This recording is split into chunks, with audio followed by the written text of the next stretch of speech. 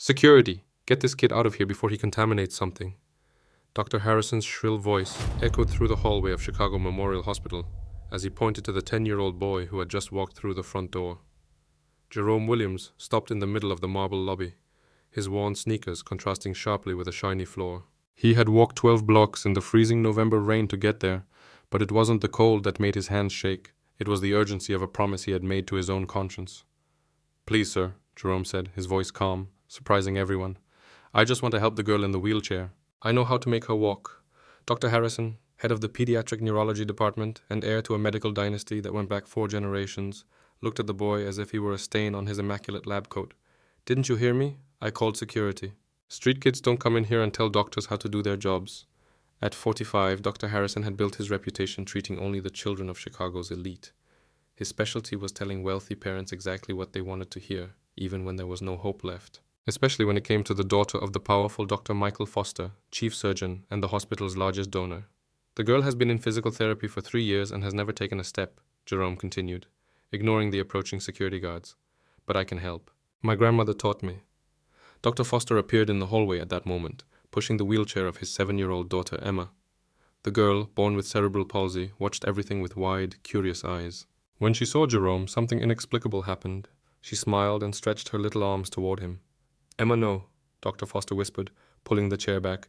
"Let's go to the session." But Emma pointed at Jerome and said her first clear word in 2 years, friend. The silence that followed was deafening. Dr. Harrison felt a twinge of irritation at the girl's reaction. In the 3 years he had been treating Emma, she had never shown any interest in anyone or any treatment. Jerome knelt down to the level of the wheelchair, his eyes meeting Emma's. "Hi, princess. Do you want to learn how to dance?" "Enough," exploded Dr. Harrison. "Security, remove this boy immediately. And you," he pointed at Jerome, "if you show your face here again, I'll call the police." Jerome stood up slowly, but before he was escorted out, he whispered something that made Dr. Harrison's blood run cold. "Doctor, I know exactly why Emma never got better, and I know you know too." As the security guards led him to the exit, Jerome kept his gaze fixed on Dr. Harrison. There was something in those eyes that didn't belong to a 10-year-old boy, an ancient wisdom, an unshakable determination, and even more disturbing, the quiet confidence of someone who holds secrets too powerful to be revealed at the wrong time.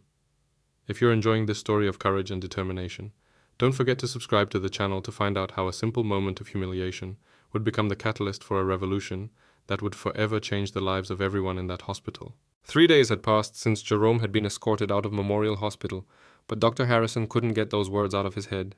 "I know exactly why Emma never got better, and I know you do too." What the hell did that kid mean by that? Harrison tried to convince himself that it was just the ravings of a disturbed child, but something in the certainty of those eyes bothered him deeply. On Thursday morning, he arrived at the hospital and found Jerome sitting on the steps of the main entrance, as if he were waiting. The boy made no attempt to enter. He just watched the comings and goings through the glass doors with a patience that belied his age. "Haven't you called the police yet?" Harrison asked sharply of the security guard at the front desk. "He's not causing any trouble, doctor. He just sits there." Technically, the sidewalk is public property. Harrison felt a twinge of irritation. This boy was clearly trying to provoke him, and it was working. During Emma's physical therapy session that morning, something strange happened. The girl, who was normally apathetic and uninterested, kept looking toward the window. When Dr. Harrison followed her gaze, he saw Jerome outside, watching through the glass. Emma began to fidget in her chair, trying to communicate through gestures. It was the first time in months that she had shown any kind of urgency or desire. "What's going on with her today?" asked Dr. Foster, noticing the change in his daughter's behavior. "Just a phase," Harrison replied dryly, closing the curtains on the window. "Maybe we should adjust her medication." But Emma didn't calm down. On the contrary, she began to cry, real tears of frustration that Harrison hadn't seen in years. It was as if she was desperately trying to communicate something that no one could understand. That afternoon, Harrison discovered Jerome talking to Janet, one of the hospital's most senior nurses, in the parking lot. The scene angered him. "Janet, you were instructed not to interact with this child." "I'm sorry, Dr. Harrison, but he was telling me about techniques his grandmother used with special children." "It's fascinating, actually. Fascinating," Harrison almost shouted. "He's an uneducated child who lives on the street." Jerome turned calmly to Harrison. "Doctor, my grandmother was Lily Williams. She worked at this hospital for 30 years in the pediatric neurology department. Perhaps you remember her." Harrison's blood ran cold. He remembered Lily Williams very well, one of the most respected nurses who had ever worked there, known for getting extraordinary results with cases considered impossible. She had retired 15 years ago and had recently passed away. That's not possible, Harrison stammered. She raised me after my parents died, Jerome continued, his voice maintaining that disturbing calm. She taught me everything about how children's brains work, how to connect with them when adults give up. She taught me especially about cases like Emma's. Janet looked between the two men, feeling the tension in the air. Dr. Harrison, if he really is Lily's grandson. Enough, Harrison exploded. I don't care who he claims to be. Children do not treat patients in this hospital. Jerome took a step forward, and for the first time, Harrison saw something other than calm in those eyes. He saw a determination that made him involuntarily step back. Dr. Harrison, I know you're lying to Dr. Foster about Emma's progress. I know you know exactly what's wrong with her, but you're hiding it because you don't want to admit you misdiagnosed her 3 years ago. The world stopped around Harrison. How could this kid know about the misdiagnosis he had made and hidden all these years? You don't know anything, Harrison whispered, but his voice was shaking. I know Emma doesn't have severe cerebral palsy like you told her father, Jerome continued, unrelenting. I know she has a treatable condition that you misdiagnosed and now you're afraid to correct because it would ruin your reputation. Harrison felt cold sweat trickle down his back. That misdiagnosis had haunted his nights for years. He had been young, arrogant, too eager to impress Dr. Foster with his expertise.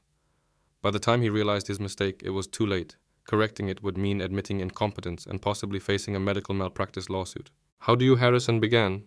But Jerome wasn't finished, and I know how to help her. My grandmother taught me exactly how to treat cases like this, but you'd rather keep an innocent child suffering than admit you made a mistake. Janet watched the scene in shock. She had never seen Dr. Harrison so pale and out of control. If you don't get out of here right now, I'll call the police, Harrison threatened, but his voice no longer had the authority it once had. Jerome smiled, a smile that didn't suit a 10-year-old boy, laden with painful wisdom and unwavering determination. You can call them, doctor, but every day I'll be here reminding you that there's a girl in there who could be running and playing if you had the courage to do the right thing. As Jerome calmly walked away, Harrison stood still, feeling his carefully constructed world begin to crumble. This boy knew too much, knew secrets that could destroy his career. What Dr. Harrison didn't realize yet was that Jerome wasn't there by chance, and his knowledge of Emma's case was just the tip of an iceberg that was about to emerge from the icy waters of truth, carrying with it revelations that would transform that hospital forever. Dr. Harrison was determined to end this problem once and for all. The next morning, he called an emergency meeting with the entire pediatric neurology team. Colleagues, we have a delicate situation, he announced, adjusting his glasses and assuming his most authoritative posture. An unaccompanied child has been disrupting our routine and even attempting to interfere with patient treatment. We need to take action. Dr. Rebecca Chon, a neurologist who had recently arrived from Boston, frowned. What kind of interference? The boy claims to have medical knowledge inherited from a supposed grandmother who worked here. It's clearly a case of childhood fantasy, but it's causing disturbances. Janet, the nurse who had spoken with Jerome, cleared her throat uncomfortably. Dr. Harrison, I checked the records. Lily Williams did indeed work here for 30 years. And she had a grandson who was recently orphaned. The silence in the room was awkward. Harrison felt sweat begin to form on his forehead. That doesn't change the fact that a child can't. Excuse me, Dr. Chun interrupted. May I ask what kind of knowledge this boy has demonstrated? Harrison hesitated. He couldn't admit that Jerome had identified his misdiagnosis without completely exposing himself. Unscientific techniques, baseless theories. I'd like to talk to him, Dr. Chun said decisively. If he really is Lily Williams' grandson, that changes everything. She was a legend here. That afternoon, Jerome was at his usual spot on the steps when Dr. Chun approached him. Unlike Harrison, she sat down next to him, treating him as an equal. You must be Jerome. I'm Dr. Chun. I've heard about your grandmother. Jerome studied her carefully. Did you work with her? Not directly, but everyone knew her reputation. She saved many children that other doctors had given up on. She taught me that sometimes doctors get so caught up in their books that they forget to look at the real child, Jerome replied, his maturity again surprising an adult. Dr. Chun smiled. Your grandmother was wise. Tell me about Emma Foster. Jerome looked her straight in the eye. Do you really want to know, or are you testing me to see if I know anything? The bluntness of the question caught Dr. Chun off guard. I really want to know. Emma doesn't have severe cerebral palsy, as her chart says. She has a neuromotor disconnection syndrome that can be treated with specific stimulation. My grandmother taught me to recognize the signs. Dr. Chun felt a chill. If Jerome was right, it meant that Emma had spent 3 years receiving inadequate treatment. How can you be so sure? Because I saw the same symptoms in my cousin before my grandmother helped her. And because I've been watching Emma for weeks through that window. She responds to stimuli that a child with severe cerebral palsy would not respond to. At that moment, Dr. Harrison appeared at the hospital entrance and saw the two talking. His expression turned to pure fury. "Dr. Chun, what are you doing?" "Talking to a very perceptive young man," she replied, standing up. "Jerome, I'd like you to meet Dr. Foster. I think he should hear your observations about Emma." Harrison's blood ran cold. If Jerome spoke to Dr. Foster about the misdiagnosis, his career would be over. "This is absolutely unacceptable," Harrison exploded. "Dr. Chun, you are allowing a street kid to question our medical protocols." "A child who demonstrates exceptional medical knowledge inherited from one of the best professionals this hospital has ever had," Dr. Chun replied firmly. Jerome stood up slowly, watching the dynamic between the two doctors. There was something in Harrison's tension that confirmed his suspicions. "Dr. Harrison," Jerome said with that disturbing calm, "you're afraid of what I'm going to tell Dr. Foster, aren't you?" "I'm not afraid of anything a child can say."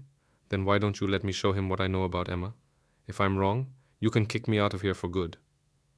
Dr. Chun looked between Jerome and Harrison, sensing a tension that went far beyond a simple disagreement over protocol.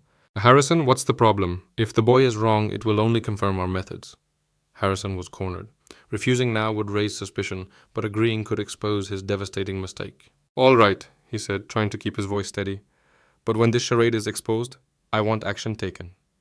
Jerome smiled, a smile that didn't belong on a 10-year-old boy. "Perfect, Dr. Harrison. I think you're going to be very surprised by what we discover."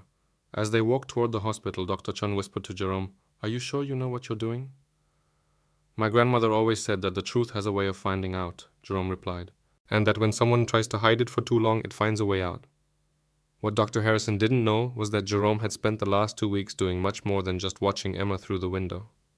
He had talked to long-time nurses, discreetly reviewed progress reports, and most importantly, he had carefully noted every inconsistency in the girl's treatment. His notebook, tucked away in a worn backpack, contained information that would not only prove his diagnosis correct, but also reveal the extent of the deception Harrison had perpetuated for years. As they entered the hospital, Jerome touched the backpack lightly. His grandmother had taught him that justice sometimes required patience, but when the time was right, it was relentless, like a storm finally finding its strength. It was as everyone was heading toward Emma's room that Jerome noticed something that made him smile inwardly. Dr. Harrison was sweating, obsessively checking his watch, and making that nervous gesture of adjusting his glasses that his grandmother had taught him to recognize in doctors when they knew they were about to be exposed. The truth was coming, and Harrison still had no idea of the hurricane that was about to devastate his carefully constructed world of lies and false prestige. When they entered the physical therapy room where Emma was waiting, Jerome discreetly took his tattered notebook out of his backpack. Dr. Harrison had no idea that those handwritten pages contained 3 weeks of meticulous observations that were about to destroy a 15-year career built on lies. "Dr. Foster," Jerome said, approaching the wheelchair where Emma smiled when she saw him, "can I show you something about your daughter?" Dr. Foster, a serious man who had dedicated the years of his life to trying to cure his daughter, nodded. "Of course, but be quick." Jerome knelt down to Emma's height and began a series of simple exercises, lightly touching different points on her legs and feet. To everyone's shock, Emma reacted immediately, moving her fingers and even trying to bend her knees. "That's impossible," muttered Dr. Harrison, sweat beginning to form on his forehead. "Emma has severe cerebral palsy. These reactions are just involuntary spasms." "Dr. Harrison," Jerome said, turning with that disturbing calm, "Emma does not have severe cerebral palsy. She has neuromotor disconnection syndrome, a completely different and treatable condition." Dr. Chun watched Emma's reactions with fascination. "Jerome, how can you be so sure?" Jerome opened his notebook and began to read. November 1st, Emma responded to tactile stimuli on her lower extremities. Day 5 demonstrated conscious control of facial muscles when encouraged. Day 10 attempted to vocalize specific words when properly stimulated. Dr. Foster turned pale. "You've been observing my daughter without my permission." "From the public sidewalk, sir. And what I saw were clear signs that her diagnosis has been wrong for 3 years. Dr. Harrison felt the world collapse around him. That's absurd. A 10-year-old child questioning a certified medical diagnosis. Jerome stood up and looked directly at Harrison. "Dr. Harrison, do you want me to tell Dr. Foster about the MRI scans that were misinterpreted in 2020, or how you hid the results of neurological tests that contradicted your initial diagnosis?" The silence in the room was deafening. Dr. Foster slowly turned to Harrison. "What is he talking about?" Harrison was visibly shaking now. "Michael, don't listen to this kid. He's making this up. My grandmother kept copies of all the important tests," Jerome continued relentlessly. She was working on the file when Emma's results came in. She showed me how to identify the signs you chose to ignore. Jerome turned the page of his notebook and read, MRI report, March 15th, 2020. Fundamentally normal brain structures. Signs consistent with mild to moderate neuromotor disconnection syndrome. Prognosis favorable with appropriate stimulation. Dr. Foster snatched the notebook from Jerome's hands. His eyes scanned the meticulous notes, each observation dated and detailed. Harrison, is this true? Dr. Harrison was cornered, and he knew it. Michael, At the time, there was uncertainty in the diagnosis. Uncertainty. Dr. Foster exploded. You told me my daughter would never walk, that I should accept she would be dependent forever. I was being cautious. Cautious.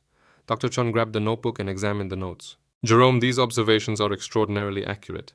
You documented neurological response patterns that clearly indicate preserved motor function. Jerome approached Emma again. Princess, do you want to try standing up? With his help, Emma was able to support her weight on her legs for a few seconds. It wasn't the steady steps that would come with proper treatment, but it was conscious, controlled movement. Dr. Foster had tears in his eyes. 3 years, Harrison. 3 years of my daughter's life that could have been different. Michael, please let me explain. Explain. Dr. Foster was clearly furious now. You lied to me. You lied to Emma. You stole years of her development for what? For pride? For fear of admitting a mistake? Jerome closed his notebook calmly. Dr. Foster, with the right treatment, Emma can live a completely normal life. Maybe with some limitations, but she can walk, run, play like any other child. Dr. Chun was visibly moved. Jerome, will you help me develop a proper treatment plan for Emma?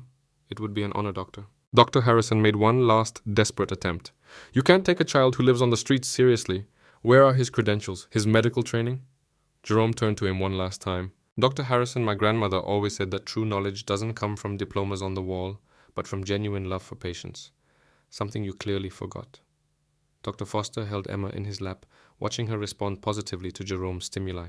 Harrison, you're fired, and you can be sure that the medical board will hear exactly what happened here. Harrison staggered out of the room, his career destroyed not by a rival doctor or a formal investigation, but by a 10-year-old boy who cared more about a child than he had ever cared about his own reputation. While Jerome worked patiently with Emma, showing Dr. Chun the techniques his grandmother had taught him, a new reality began to take shape in that hospital. A reality where true medicine was practiced not by those with the most degrees, but by those with the most heart. What no one knew yet was that Jerome held one last secret about his grandmother, a secret that would transform not only Emma's life, but the future of hundreds of children who would come to that hospital in search of hope. 6 months after that transformative day, Chicago Memorial Hospital was a completely different place. Jerome Williams, now officially adopted by the Foster family, had become the youngest consultant in the institution's history, working side by side with Dr. Chun in the newly created Department of Innovative Pediatric Neurorehabilitation. Emma ran through the hospital corridors, her steady footsteps echoing where once there had been only the silence of wheelchair wheels. At 8 years old, she not only walked, she danced, jumped, and played like any other child. More importantly, she had become an ambassador for a program that had already helped dozens of children with similar misdiagnoses. Jerome. Emma shouted, running toward her adoptive brother who was examining medical records in the new room named Lily Williams Center for Neurorehabilitation. Dr. Chun said we're helping 3 more children today. Jerome smiled, watching the girl who had been the catalyst for a medical revolution. Princess, are you ready to show them that miracles do happen when there is true love? Dr. Foster watched the scene from the hallway, still moved by the sight of his daughter running. The guilt over the lost years had been replaced by deep gratitude and a renewed purpose. He had used his influence to ensure that Jerome's program received full funding and national recognition. As for Dr. Harrison, his fall had been as spectacular as his arrogance. Fired for medical negligence, he lost his license after an investigation revealed other suspicious cases. Today he worked as a medical equipment salesman, a bitter irony for someone who once considered himself untouchable. Dr. Jerome, said Dr. Chun, approaching with a folder. 5 more cases have come in of children that other doctors said would never walk. Their parents traveled from other states after hearing about our work. Jerome took the folder, his eyes shining with the same determination he had shown on that first day. We're going to help all of them, Doctor. It was then that Dr. Chun revealed something he had discovered in Lily Williams' personal files. Jerome, did you know that your grandmother left behind a journal with techniques she developed over 30 years? Techniques that were never officially documented because she knew the traditional medical community wouldn't be ready to accept unconventional methods. Jerome was silent for a moment, She always said that true knowledge was something that was passed from heart to heart, not from book to book. This journal, Dr. Chun continued, contains observations on over 200 cases of children she secretly helped over the years. Cases that doctors had given up on, but healed using love, patience, and techniques she learned by observing the children themselves. Dr. Foster joined the conversation. Jerome, your grandmother didn't just save Emma. She left a legacy that will save thousands of children. At that moment, Emma ran up to Jerome and hugged him. Thank you for teaching me how to walk, brother. Jerome hugged her back, whispering, Thank you for teaching me that sometimes the greatest miracles come disguised as children the world gave up on too soon. Today, 3 years later, the Lily Williams Center is a national leader in pediatric neurorehabilitation. Jerome, now 13, is studying medicine in a special program for gifted students, but he never stops working with the children who come to the center. Dr. Harrison continues to fight to rebuild his career, but he has discovered that reputations destroyed by arrogance and prejudice are much harder to repair than medical diagnoses. He lost not only his job, but the trust of an entire community that discovered how it had underestimated the power of truth in the hands of a determined child. Emma Foster, now 11, is studying to become a pediatrician. She wants to give back to all the children who were once considered lost causes, just like she was. Jerome learned that the greatest revenge against prejudice is not anger or resentment, but the quiet success that transforms lives and proves that greatness has no color, social class, or age. He turned the humiliation he suffered on his first day into fuel for a revolution that changed the lives of hundreds of families. The plaque at the entrance to the Lily Williams Center bears a phrase that Jerome chose himself. Here we believe that every miracle begins when someone refuses to give up on a child. Dr. Chun always says to anyone who will listen, Jerome taught us that true medicine doesn't come from diplomas hanging on the wall, but from a heart that refuses to accept that anyone is a lost cause. Have you ever been underestimated by someone who thought they knew everything about your abilities? Have you ever turned humiliation into motivation to prove your worth? Leave your story of overcoming adversity in the comments. If this story of courage and determination touched your heart, don't forget to subscribe to the channel for more stories that prove that true strength knows no age, color, or social background, and that sometimes the greatest teachers come in the smallest packages.